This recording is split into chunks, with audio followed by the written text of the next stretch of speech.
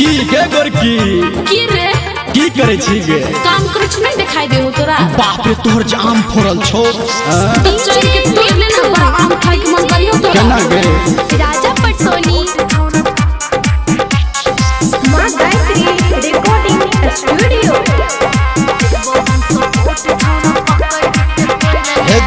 गेलो मजहर छौरी टुकला से आम गे महुआ झर छौ तोहर गिरे छौ लताम गे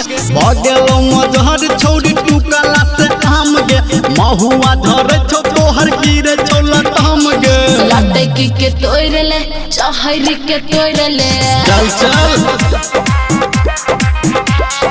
देबो हम सपोर्ट छौरा पकड़ के तोड़ ले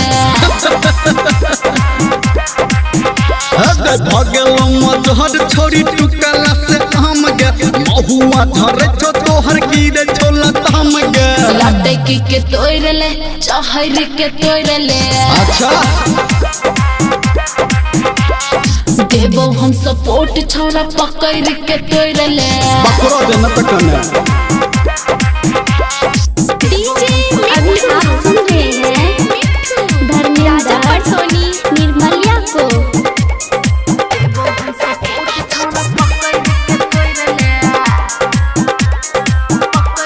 सरही कलकतिया खट्टा लागे छो बम्बई की सुन भोग छौरी मीठा लागे छो सरही कलकतिया खट्टा लागे छो बम्बई की सुन भोग छौरी मीठा लागे छो लटकी के तोड़ ले चहरी के तोड़ ले अखने देबो हम सपोर्ट छौरा पकड़ के तोड़ ले भगेलो मजहर छौरी टुकला से आम गे महुआ झर छौ तोहर गिरे छौ लताम गे लटकी के तोड़ ले चहरी के तोड़ ले से चढ़िए गे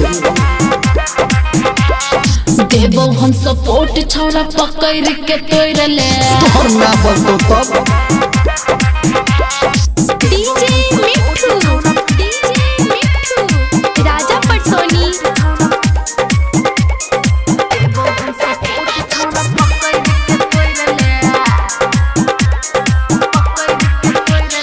महर छौगे आम के गाछी कले ओकर बाही अखन सुने हे के बाची